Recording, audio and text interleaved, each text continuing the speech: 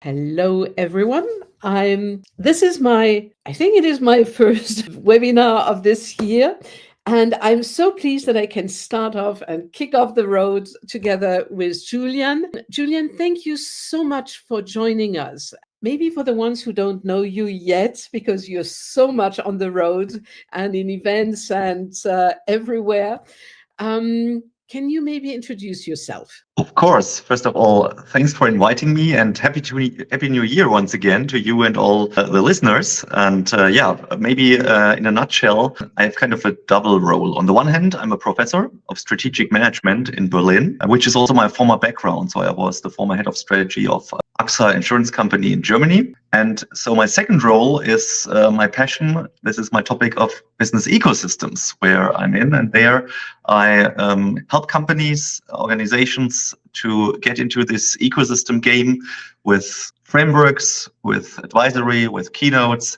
And therefore as you said, I'm very busy in conferences and in events to spread the word and to facilitate this challenging and interesting topic. Now, you created your company, you are co-founder of Ecosystemizer, and 2 or 3 years now.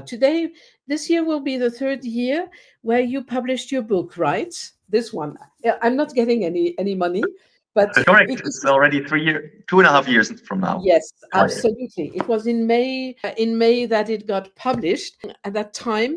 And you wrote that book, Ecosystemize Your Business.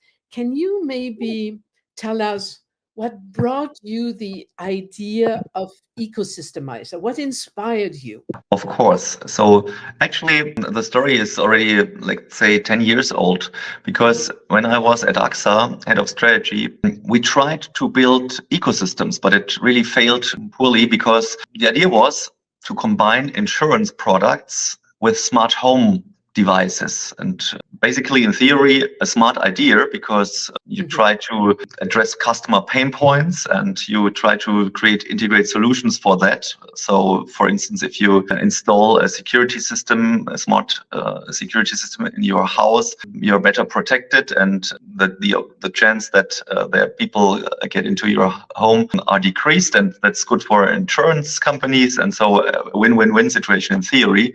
But it failed because distribution didn't like it. So people who had to distribute insurance products didn't like to distribute now smart home products, because already insurance products were very complicated to explain. And so in theory, good idea, also especially from an ecosystem perspective, but it didn't work out. So this actually hit me, and I said, hey, you have to stick with the topic also in your professorship and do research about it and try to find out how to make that better.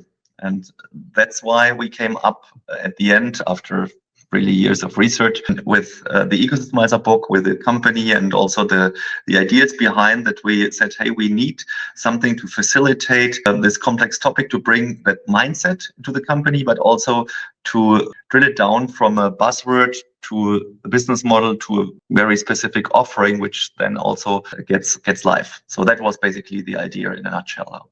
So, I mean, what I love with the Ecosystemizer strategy map, which is one of the tools that you developed, and that you definitely, which is at the center of your framework. There is something which is very unique. You speak ecosystem to humans. Can you maybe tell a little bit more about that? How also you came to this idea? Because your prediction, I think it was 3 years ago, you said at that time already, in 10 years, we won't have any more business to business or business to consumers, but ecosystems to humans. Yes, that's basically driven by research. So once again, when I changed my role from head of strategy of AXA to a professor, I did a lot of research in terms of workshops, but also interviews. So in the last few years, also before we published the book, we had interviews with a couple of hundred managers, and we asked them, what will change in a really broader way when you look at your business, and in particular in new business models? And so how will your business models work? And so one of the answers was, so we have to think broader, and have to think more end to end. And then we ask deeper and ask, okay, what does it mean for you? Even for B2B companies, that means we have to know our customers, the customers of our customers, and we have to address their pain points. And at the end, we are in human life. And so this is, on the one hand, it's not new, but to think that really through the end, and for each and every company, we developed this, in that time, provocative idea that you need something which complements the traditional idea of B2B and B2C. And that's why we named that ecosystem to human, because we have more partnering and we have more this holistic thinking. And then the derivation of that is the mentioned ecosystem strategy map, which combines that, the roles in ecosystems and this human-centric thinking. And now maybe ultimate comment to that, it's true, we are not there. So not everybody thinks in that way, but it's true, we have more and more companies who like that, who can cope with that, who can use that thinking for further developing their core business, but also to add additional business. And that's why, I'm really happy that we created that, and that is adopted or in adoption now. I named the webinar Ecosystem Thinking. Is there an ecosystem thinking? There should be one, definitely, because no matter who you ask, if it's the big consultants companies like McKinsey, PwC, Bain, and BCG, they all say, hey, this is required, because you cannot do particular innovation and new issues alone. So you have to think it, who can help you. That doesn't mean that you need always a big ecosystem or that you have to join one, but it's more this thinking, and that was your question. So the answer could be that, hey, we don't need it, and we can continue as we have worked before, but you at least have to take that into account and to double check that. And so that is one part of the answer. Now the question is there already is there ecosystem thinking? That really depends. So we have companies who say, hey, that's no topic for me, or not yet, no matter if it is true or not, but that's their definition, and that's okay. If they are still successful. And others say, this is, for instance, there's one CEO, maybe to give an example, the CEO of Kerber, which is a German company, which is a B2B company in the logistics space, but also with other businesses. And Stefan Seifert is his name. And he says, hey, this is very important. I bring that from the top of the company into the entire company, this thinking. And this is important. All my managers have to have this mindset, which is obviously difficult, but at least that is his idea. And so you have this kind of spread from no interest or not yet, and number one priority. And so in between there, of course, many companies. And so that's why the answer is not yes and no. It's more, we are on a journey, of course. And I think, and I see more and more companies who see that more than a buzzword, to say that it's an essential part of thinking in business. But of course, it's not that we have every company having ecosystem thinking integrated. Yeah. And do you, how could you explain non-visually to people who haven't seen the strategy map, what are the most important angles that they learn when working with you, when reading the book? So, because it's not only about ecosystem, just a buzzword. You are defining it in a very thorough way. What type of role do you want to play? How do you want to expand? How do you want to grow in your industry, but also somewhere else? Can you maybe shape that in a few words? Or do you want maybe, I don't know, so that it becomes more tangible for people who don't know? Of course, I really would like to do so. And I start really very high level from the way of how competition is seen, because that's the starting point. So, I was also educated in my business school with the logics of Porter and competition in industries. So that is still, by the way, taught in MBA classes, but this is from the 80s and it's good stuff. It was really helpful. It helped to build billion-dollar companies very successfully in a very, let's say, smart and strict manner that you just have to focus on your industry and to optimize either your cost positioning or your differentiation positioning. Very simple and all the frameworks behind. So this worked very well when we had a world of clearly segregated industries where you clearly knew your friend and your enemies, and you could just work on that and enter markets. Now, and that was the starting point also for the strategy map and this ecosystem to human thinking as a new additional complementary thinking, that we have blurring of industries. We have, of course, new competition. We have competition from tech players, from startups, but also from players from other businesses. Let's take automotive. There we have all new kids on the block from which define themselves not more as a producer of vehicles, but more than a digital player. Let's take NIO or let's take the Chinese players, which are in the e-mobility space leading together with Tesla. So and many more. So these are examples that this logic of industry thinking is at least getting less and less importance. It's still there, and you need it for different market segments, but still it's changed. And I call that we have now, we switch from a industry-based world to a domain-based world. Or domains are different boundaries of competition where we need models, frameworks, and thinkings. And the strategy map is one of them, that we try to move from this industry to the domain world.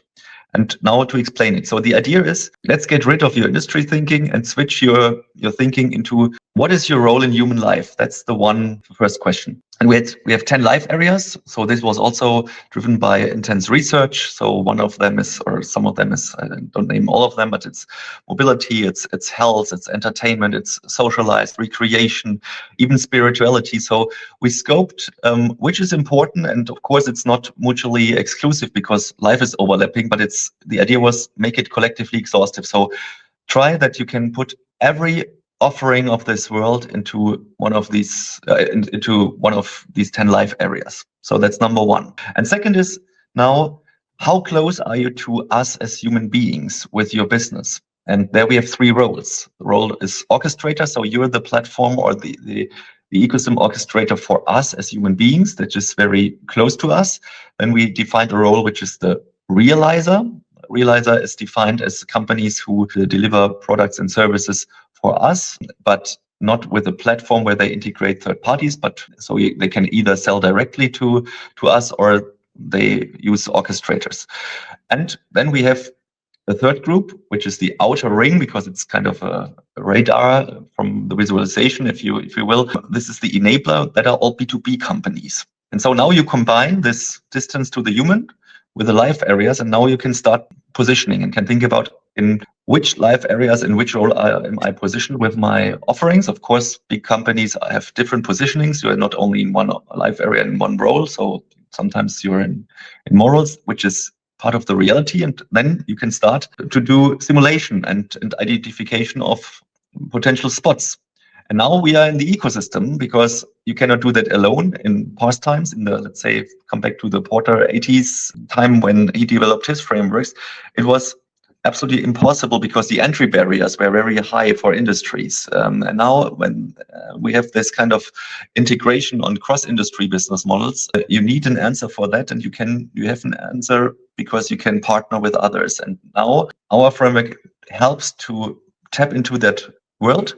And then in the next step, maybe last sentence to that, if you have your positioning in life areas and roles, then you have to think about what are now the business domains which are on top of the life areas and roles, which are now interesting. Let's take, for instance, autonomous driving, which is, of course, in mobility, but which can also have links to entertainment, because if you have autonomous driving, you can do different things while driving. Just one example. And so you have here now potential business models which we can start about human needs with the life areas and the roles, and then you can tap into business domains which can be interesting for you or even not. But you have to define that, where you want to go into and where not. Maybe that in a nutshell as as a try to not having a visualization, but describing it. Absolutely, and it allows a business to navigate, also to see where do you want to become from an enabler, what do you want to penetrate and go to the human, meaning becoming also a realizer, maybe, or also through collaboration and innovation. So, and I think that today port is no more valid or has become obsolete because we're living in a world where collaboration, co-innovation is so relevant that porters thinking of building barriers and basically creating monopolies are no more valid anymore, or no more that appropriate. Let's say it like this, because there's still some industries where it can be used. That is a great explanation. So now you are on the road since 3 years. I mean, and talking, working with clients, working also with some other consultants. You see, for instance, who is also with whom you are in frequent touch with. What are the insights you gained? What did the ecosystem framework evolved? How does it look like? Because it starts to get you're basically getting out of a startup idea and a scale up. Where do you stand?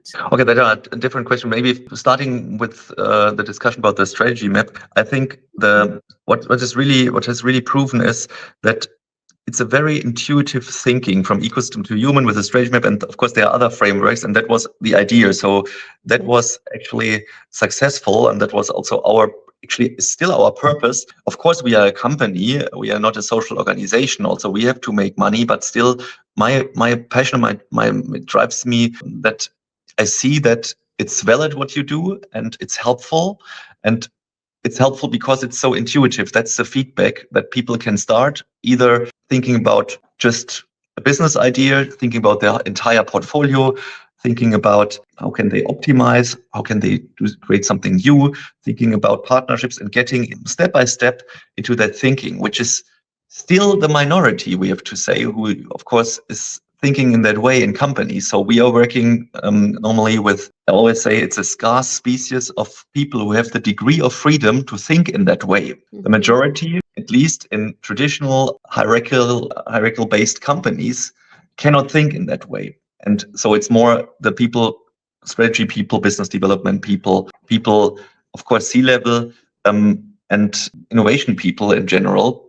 And for them, it's helpful to get into that thinking. And now the next step is that they have to convince the others. That's what we have learned to the second part of the question. So where are we? So it's so that for the people who are open for that thinking, tools, and also, of course, that what we do with our experience is helpful. And the next step is to bring that always in the entire company. That's not yet needed, but actually to bring it from this, let's say, islands of free thinking and of experimentation into the business, into the broader business, and to facilitate that. And so there we are, and that are the discussions to further develop on not only the frameworks but also our methods and also our business so that it gets traction from this is a good way of thinking to a good way of doing. And that's where I think where we are now. And maybe ultimate remark to that, what we also have learned is that we try to combine also our thinking with already existing really good methods. Let's take jobs to be done, which is a really great concept from Christensen. It's already 20 years old, and it could be also a great starting point, because once again, you think customer-centric, you think human-centric. It's just another way of starting your thoughts in that direction. And then you can think, okay, now combine it. How can you do it? That's the answer we can provide in terms of, okay, who can be your partners? How can you combine that? Which offerings can you create? How can you bring that then from with an ecosystem thinking to reality? That's maybe what we did also with a couple of companies, and just one example. And so that's the evolution kind of. So that's why all in all where we are, that we have worked with really many companies and had great workshops, great ideas, and brought that thinking into the companies. And now the next phase is to to bring it in a broader way into the companies, and also to further develop the use cases, which take time, because once again, it's something new for the companies, it's complex, and so that's where we are. Absolutely. And it is communicating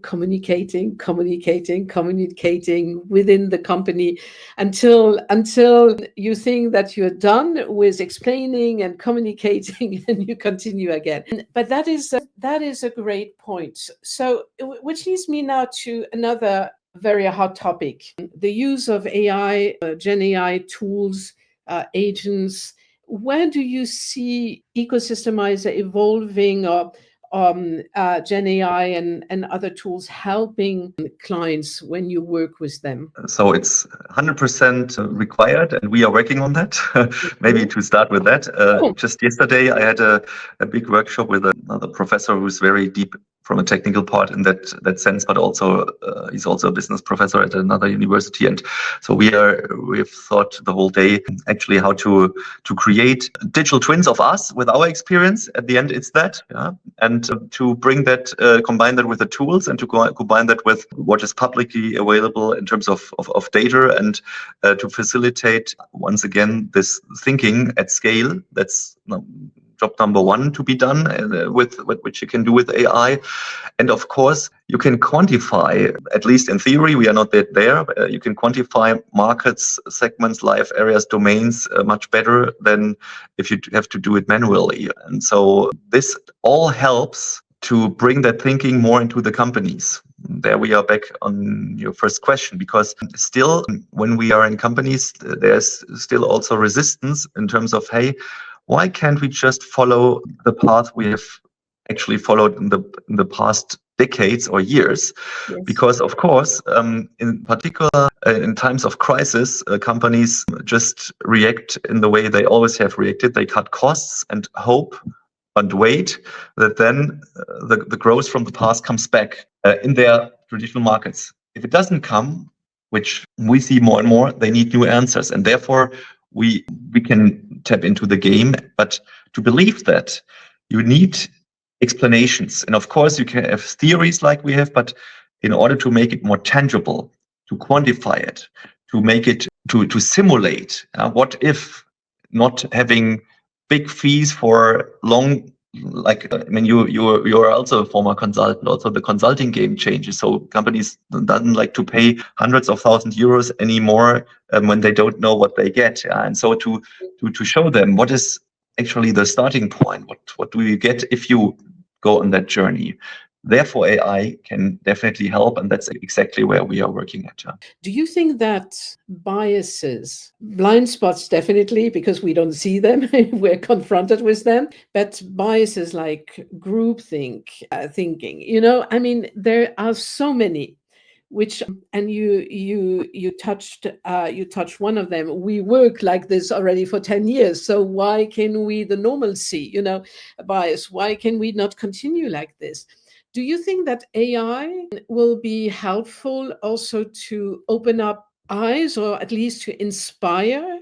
Because our colleagues from the innovations sector, they also, hitting that level threshold of resistance. How can we help leaders to basically look at their leadership position, their responsibility, but also their creative space? You spoke before about, giving them the opportunity at the normative strategic level to think freely. How can we inspire them to just let go the oversight role that every CEO and senior leaders have, but also to explore the more creative path and to be convinced by people, for instance, like you, with your framework? Of course, that's a big question, and try to give different answers to that, because it's two things. On the one hand, the question is, how can AI help to actually push that thinking?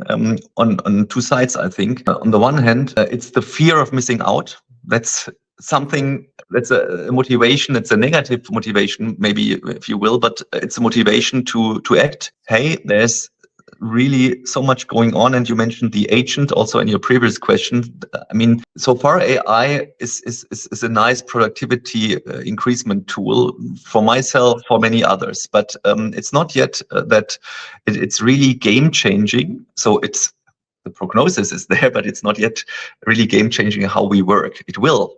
So, and I think if you think that to the end, that of course agents can run entire companies. Agents can in different segments. Agents can fulfill also client-related tasks at scale, and so this really needs answers for you, because the question is, what do you do? What is your role? Once again, we are back in the discussion, what's your role? And of course, we are back also in the ecosystem game, because AI will dramatically push business models, integrate business models, because you can actually integrate, I wouldn't say everything, but you can integrate more and more solutions with an ecosystem logic. And because it will speed it up. So once again, one part of the answer is you have this issue of fear of missing out. So you need to think about it, and you need to spend resources. And the other thing is, of course, that's the opportunity space, in terms of every time when we have these kind of technology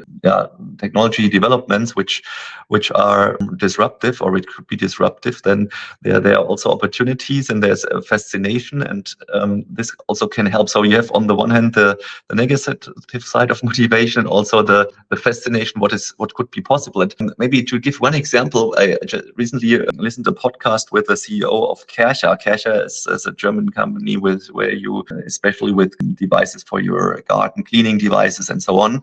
I also have a Kärcher, and the CEO said, "Hey, for me, it saves me 1 hour per day, which is really great. So I can do something more." So he's like, I mean, not like a child, but fascinated like a child from the technology. And that's why he says, I really believe in that. And that's why then what's the question of GDPR and data security. And he said, I don't know in detail, but he said, hey, they're more open-minded. So let's not talk about, also in my company, about the risks, but let's talk about the opportunities and let the people play around and try to adopt it.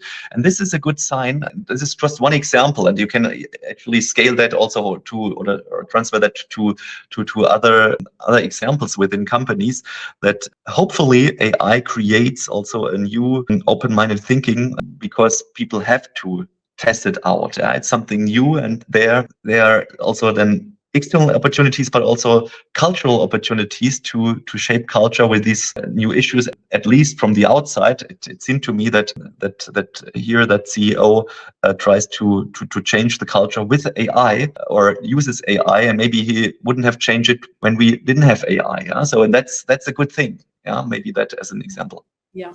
Absolutely. I totally agree with you. Now, you worked with a lot of international organization, large organization. How can a Mittelständler, the SMEs, benefit also from the ecosystem thinking, but also your framework?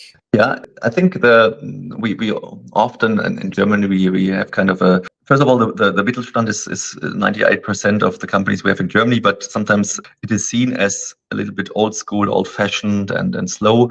On the one hand, that's true. We have this kind of traditional thinking. On the other hand, it's definitely also a question of resources. Sometimes that's an excuse, but sometimes it's just true that these type of business are very much operative driven and didn't need so much strategic thinking as we see it in corporates. Also, that will change, and for that, it can be helpful to start with, let's say, easy to use intuitive models. Yeah? So therefore, I see that also smaller companies are using our methods. And of course, they don't have big consulting budgets, but they do it then on their own, or do it with at small scale. And once again, we come back to that what we had discussed with the AI solutions. That's definitely something where we think about to address or to build something easy to use for it, also for not like big budgets with AI. Therefore, also AI can help in the combination of ecosystem thinking and methods and AI. And on the other hand, I think the pressure for SMEs also is increasing. So we see that also for them, we have in SMEs, we have really also a big variance. We have also there hidden champion world market leaders, and we have the barbershop at the corner. Of course, therefore you have to differentiate. But even the barbershop, let's take this as one of my famous examples. And I had this discussion with like, let's say, the CEO of my barbershop. The question is, what actually does he sell? Of course, he sells a haircut. But if you think it from the ecosystem perspective, he sells beauty and maybe dating opportunities. Yes. So if you have that, then the question is, who else is in the game? So Yes. with whom could you cooperate? Of course, there are platforms like in Germany, like Treatwell, which try to at least help you to find your service partners in the beauty space. But it's not yet integrated. And the question is, can you do that also locally? And I think you can do. Or take a dentist or take a doctor. Of course, it's a question of data use. Which information do you get from your patients? But you can think, why don't you think that holistically? So you have the attention time of your patient. Of course, you want to make money if you're a dentist just with treatments of the teeth.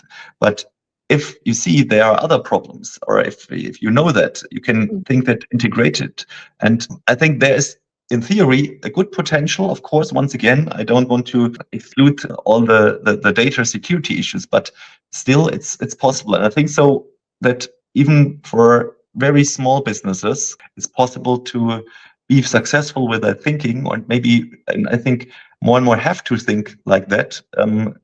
But we don't have the role models yet there. But Yes. I hope they will come. And so that's maybe the answer for the SMEs. Yeah. Okay.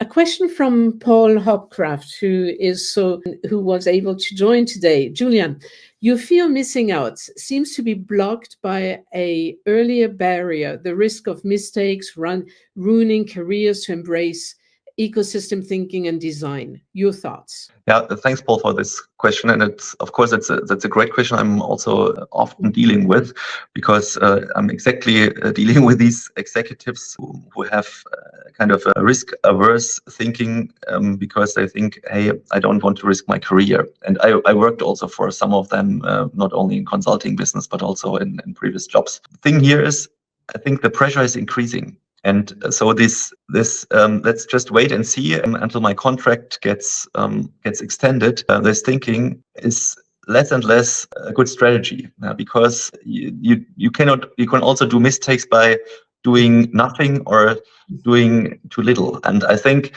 this is actually the good thing. I think that you need to be more, you have to take more risk, you have to think more entrepreneurial, as long or as in the extent it goes in corporate organizations. But I think this is the future. So you get more speed into the game. You need a track record. It's not just by waiting. Once again, that's very exaggerated. I'm not telling that all manager generations before, they just sit in their offices and just at meetings without results. That's not my point. But it's more that you really have to think in options, that you really have to create something new, that you have to reinvent existing business models. Once again, it takes time, but you have to spend these resources for that more and more. At least that's what I see coming. Is it already there at scale? No, but I think we will see that more and more. And I must say, you know, if and let me allow maybe to speak as a former corporate CEO.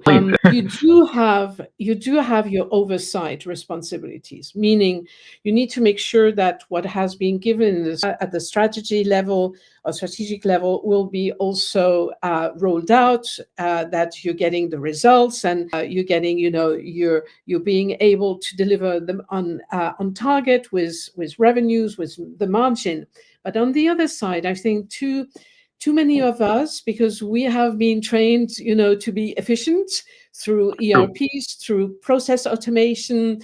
We have spent the last 30, 40 years in really getting really smarter on that. And now it's time not only to do the things right, but to do the right things, meaning to that on top.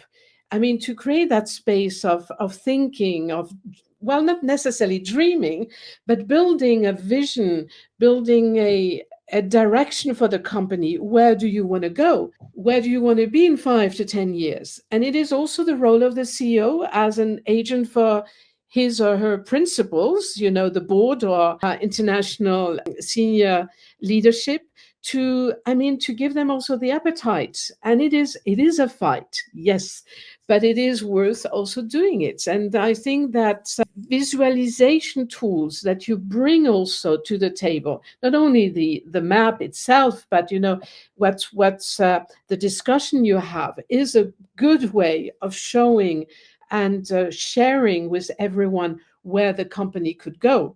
And it is also the role of the CEO to put salt in the wounds of certain people who are maybe a little bit scared of moving forward for good or bad reasons, and to bring them on board.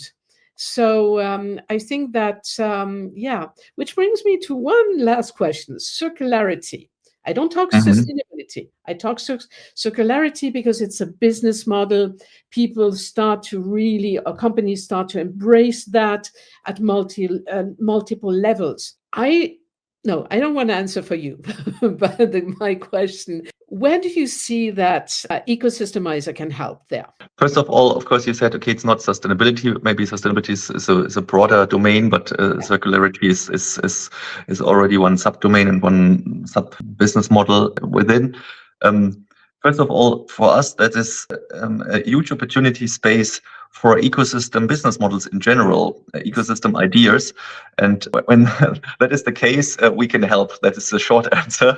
But honestly speaking, also here we are more or less a good comparison also to the AI issue, where AI is productivity, sustainability, and circularity is in the past more a regulatory issue. So it's more you have to do it, and of course it gets you some benefits, but it's not yet a real business model. Not making money with that. It's more that you just have to do it. And so this will change. And there I see the potential for circularity business models, especially with an ecosystem perspective, that you really can change the world. That's the purpose aspect, but also making money, doing good and doing business together. And once again, here, it's difficult to do that alone. And therefore, on the one hand, from the mindset perspective, but also from the operating model, where ecosystem can help. And that's why I see that as a big opportunity space. Maybe that as a clear answer. Excellent. Let me just check if we have we do have several comments. Anna from the network is saying that it is a visual tool that is really excellent, not only for ideation, but also developing new value creation strategy and potential alliances, what you were just talking about. Lincoln Axon is saying, well, it's about really applying radical simplicity to increase the ecosystem value propositions. So I think that we are all together and we are all finding that, yes, definitely, ecosystem thinking is the next step. And I would say, coming back to our discussion, that the Ecosystemizer is definitely a very, very rich and valuable tool to use at all levels. I mean, definitely at the normative and strategic level, but also how to roll it out at the end. And especially if you're now working also on helping how to make it happen now with all the insights you got. That is fantastic. So with that said, I mean, Julian, thank you so much. And I'm looking forward meeting you again in person this year. And to everyone, to the audience, I mean, Happy New Year. Stay safe, be creative, be innovative. And thank you for joining today's discussion and the pleasure I had today to have Julian here. Thank you so much.